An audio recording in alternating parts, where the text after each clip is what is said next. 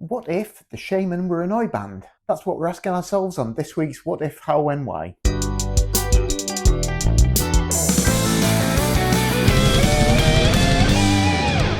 Hello, my name is Morgan Brown, and every Monday I release a new What If video on this channel. The idea of these videos is that each week I pick a popular song and imagine an alternative universe in which a different set of circumstances causes that song to come out completely different from the version that we know and love, and then take the original lead vocal of that song and record a new backing track to it using just a garage band and whatever instruments I have kicking around in the flat in order to bring this alternative version of the song to life. So the song I chose this week was Ebeneezer Goode by the Shamen, and I imagined how that would have sounded if instead of being the dance act that we know and love, the Shamen had been an oi band. So if you haven't had a chance to listen to that yet, here's a little taster.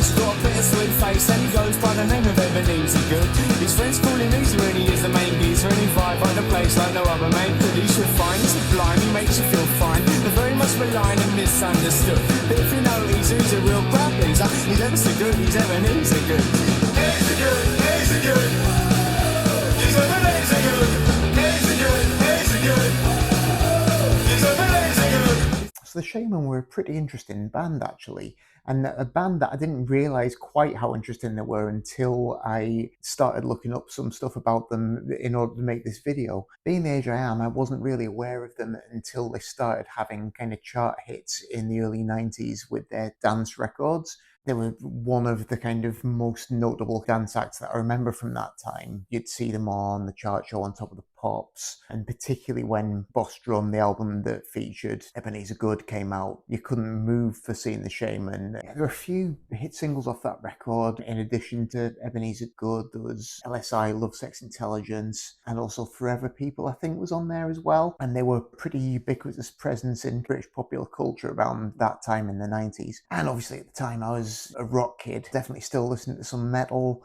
I got pretty heavily into the grunge thing, was also discovering a load of classic rock, so dance music was the devil to me at the time. I was very much opposed to that, didn't get it at all, not interested, so pretty much just totally wrote all that off at the time. It's only really years later that my attitude towards all this stuff has mellowed considerably. I've got a bit more broad-minded. You know, you hear some of these old records back and it's like, oh, actually that's kind of cool. And then gradually realised that the stuff that I heard at the time was just the tip of the iceberg, particularly with the Shamen. And reading about them in advance of this video, I think I was aware that they had a bit of a past as more of a guitar-based band, but I'd never really looked into it. But they went right back to the mid-80s and started out in Aberdeen as a proper kind of psychedelic throwback, sort of an 80s indie band, but with heavy influence from Syd Barrett and a lot of those Nuggets kind of psychedelic garage bands. So really trippy guitar-based pop songs. And then as you go through the 80s, they start to become aware of early acid house records coming through. They get more interested in technology and just start to gradually incorporate bits of that into this psychedelic guitar music that they're making. Went through so many lineup changes. They started out as a fairly conventional guitar band. The one constant guy I guessed through all of it was Colin Angus, who was the central point around which this kind of revolving cast of characters moved. Obviously, by the time they get into the 90s, they're doing something that sounds a lot more like the kind of dance-oriented music that they ended up having proper massive chart hits with. And a guy called Mr. C enters the picture. Real name Richard West, who's like a rapper and a vocalist. And certainly he's the person I remember from seeing the Shamen everywhere. Obviously, Colin Angus was there with his shades on playing the guitar, but Mr. C was kind of this outgoing frontman for that 90s incarnation of the band. And so it's his signature rap style that's the defining feature of Ebeneezer Goode. This rhyme that like every kid in the playground had memorized most of and couldn't really escape it. Ebeneezer Goode was a big deal at the time, mainly because obviously we've had by that stage rave culture kicking around for a good few years, a lot of shock horror tabloid stories about the drug culture that accompanies it. Everyone's very much aware of ecstasy, so when you have a massive #1 hit single in the UK with a chorus that goes "Ease are good, it's gonna cause a bit of a furore. And obviously the band are claiming that, oh no, it's a pure coincidence, it's just a song about this cheeky little character called Ebeneezer, hilariously. But I mean, they pretty much got away with it, and I'm not convinced that necessarily anyone anyone who didn't already do ecstasy or didn't already want to try drugs would have heard that song and thought, oh, well, Shaman said E's are good, so now I'm going to try E. But yeah, it was hilarious, all that fuss about that song. It's possible that, as well as being a commercial high point for the Shaman, maybe Ebeneezer Goode was a little bit of the seed of their downfall as well, because being such a massive pop hit and having a bit of a kind of novelty element to it as well perhaps undermined the relative seriousness of a lot of the other music that they'd done. So possibly the people who'd been following them along in their journey might have been put off by that. It's hard to speculate about these things, but it was certainly a bit of a defining high point of that 90s rave culture meeting the mainstream and kind of taking over. But yeah, as I say, probably the thing that most people who didn't take a closer interest in the career of the Shamen would remember about them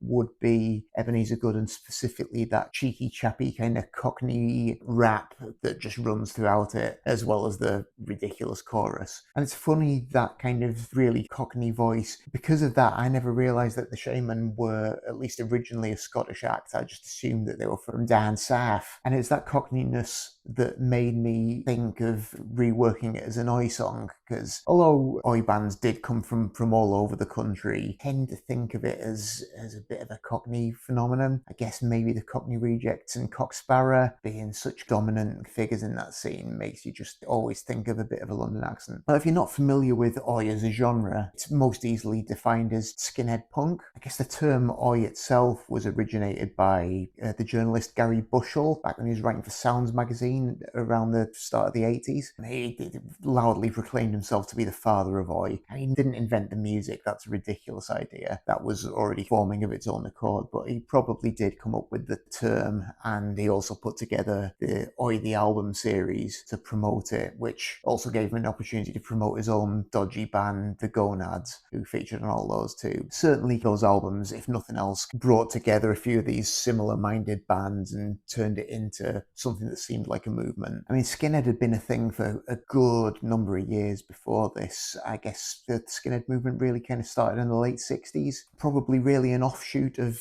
the mod movement, a working class evolution of the mod movement, if you will. So some elements of mod style kind of carry over into it. The sort of sharp dressing, the emphasis on particular clothing brands that mod has, the scooters even, and some of the music. I mean, as well as being proponents of a lot of soul music and R&B, the mods were one of the first groups in the UK to get really into Jamaican music. So Blue Beat was mod music, so that kind of carries over into Skinhead with the emerging ska and reggae scenes of the late 60s. And in turn, the rude boy fashions of Jamaican ska performers become a massive influence on Skinhead style. So that first wave of Skinhead carries on into the early 70s, and then as the people who are involved in that get a bit older, naturally, like any youth movement, people start to drift away. It mutates a bit, becomes kind of Suede Head, and there are a few other kind of offshoots from that, but it dies away a little bit as the 70s go on. But then after the initial wave of punk, which is a little bit more middle class, a bit more art school, you get a second wave of punk bands who are a bit more grassroots, a bit more working class, and in with that you get the likes of Sham 69, who have this really rugged kind of street level sound, choruses that sound like football terrace chants, and that's a real kind of clarion call to a new wave of skinheads who are just coming through. And Sham 69 were never a skinhead band per se, but I think a lot of people would consider them to be forefathers of Oi. Likewise, Cocksparrow, who actually came through right at the very start of punk rock, kind of have a style that blends first wave punk with pub rock, and again these big sing-along kind of terrace chant choruses. You would very much think of them as forefathers of the Oi movement as well. But then as skinheads latch onto this street punk, you start to get specifically skinhead bands coming through. So the Foreskins, the Business, bands who have a bit more of a direct relation to the skinhead movement. And then as the music spreads, you get bands playing this tough terrace chant punk springing up all over the country. So you get the Angelic Upstarts up in the northeast, You get Blitz in New Mills, absolutely fantastic band, one of my very favourites of that whole scene. So there are bands doing this style of music popping up everywhere across the UK, and it becomes one of the defining punk styles of the early 80s, existing in parallel with the UK 82 scene, like The Exploited and GBH and Discharge, and the anarcho-punk scene that was running at the same time. So you have three really popular punk scenes that all exist at once in the same space, sometimes getting on okay with each other, sometimes quite savagely in opposition to one another. Obviously the anarcho-punk scene, pretty radically political on the left end of the spectrum, and I think there's a general perception that Oi was an inherently right-wing genre. Can't say I agree. I don't think Skinhead is necessarily a right-wing movement. There are plenty of pretty apolitical skinheads. There's the whole Sharp movement, Skinheads Against Racial Prejudice, and there are definitely some left-wing skins as well. You see bands like the Redskins coming through who were outspokenly left-wing and also tied to the skinhead movement. But it can't be denied that there was a very deliberate move from the National Front in the late 70s, early 80s to recruit skinheads, just seeing, disaffected youth and finding a way to give them an easy scapegoat for their problems. So there was definitely a significant portion of the skinhead movement and of the Oi scene that was explicitly right-wing, to the point where eventually you get the Blood and Honor sub-movement, which is specifically for extreme right-wing bands, the likes of Screwdriver, Skullhead, just really vile, shitty bands. I'm kind of with the crowd who make a distinction between skinheads and boneheads. True skinheads, they'll acknowledge that skinhead culture owes a tremendous amount to Jamaican culture. It's certainly not an inherently racist culture, not an inherently racist movement. But I think, like with black metal that I talked about in one of my videos back in October, it's just one of those things where you just have to approach with a little bit of caution. So anyway, that's all a long way of saying I thought about the rap from Ebeneezer Goode and thought there's probably a way that could fit into an Oi context. So I needed to come up with an alternative universe scenario to explain why this would happen. So I figure in this alternative universe, the Shamen start the same way as a psychedelic band, but at some point, maybe around 1987, Colin Angus goes into a charity shop in Aberdeen and finds a big stack of pulp paperback novels by a guy called Richard Allen. It was a pseudonym, Richard Allen, but I think the author may have been called Tom Moffat or something. But anyway, there's a series of pulp paperbacks that this guy wrote based on different subcultures of the 70s, but his most popular ones were this series on skinheads, following the exploits of this skinhead anti-hero called Joe Hawkins. So I figure Colin Angus finds a bunch of these, is a bit intrigued, and they're 50p or whatever for the pile, so he takes them away and gets hooked on these paperbacks reading about the skinhead culture and the skinhead life. Decides, I want to investigate this some more. So as the 80s progress, he gets more and more involved in this, starts listening to Oi music, starts wearing the fashion. So by the early 90s, Shamen have become a fully fledged Oi band. Shaven heads, the stay pressed jeans, the Ben Shermans, the braces, the whole thing. So Ebeneezer Goode is actually written as a parody of rave culture, but somehow gets picked up on, gets played on underground radio stations, word of mouth gets around about this hilarious Oi song and becomes a hit. It's banned by all the major radio stations because obviously it's seen as promoting drugs, but that actually just helps its notoriety and the record sells really well. And as a result, becomes this notorious classic Oi song and makes the Shamen skinhead legends for life. So yeah, it was an interesting process trying to turn this high energy dance song into a boots and braces skinhead punk anthem. The first thing I always have to do, obviously, is just take the original vocal and sync it into GarageBand. So I did that. I wanted to get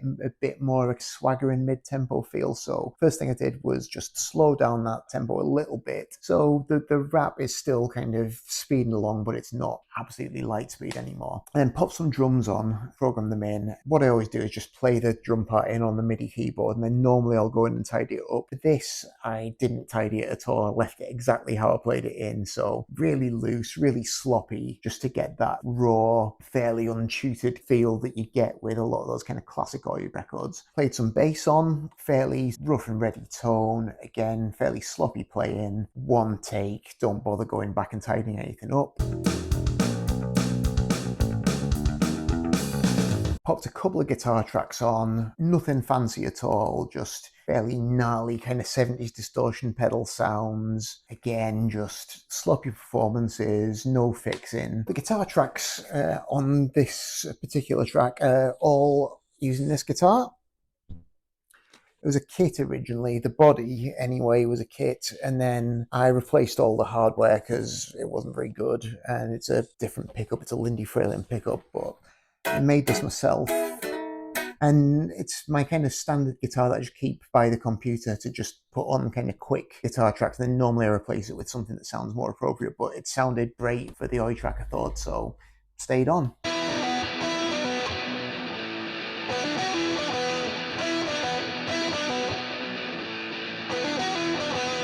There wasn't really much scope for layering up too many instruments for an oi track. You want to keep it basic and raw and just nasty and aggressive. The only thing I did add was some backing vocals. On the original record, there's a little sampled female backing vocal on the chorus. Obviously didn't really fit with what I was doing, so I replaced that with some terrace chant kind of woes. Ebeneezer Goode, Ebeneezer Goode, whoa! He's Ebeneezer Goode, Ebeneezer Goode, Ebeneezer Goode, whoa! He's Ebeneezer Goode. And then, just for a bit more skinheady ambience, I added some stomping boots over the intro. I found a sample of stomping boots online and then doubled that up left and right, slightly out of time with each other to make it sound like there were a few kind of pairs of boots all kind of stomping away at once. And I also just found a recording of basically a sound effect of a pub fight.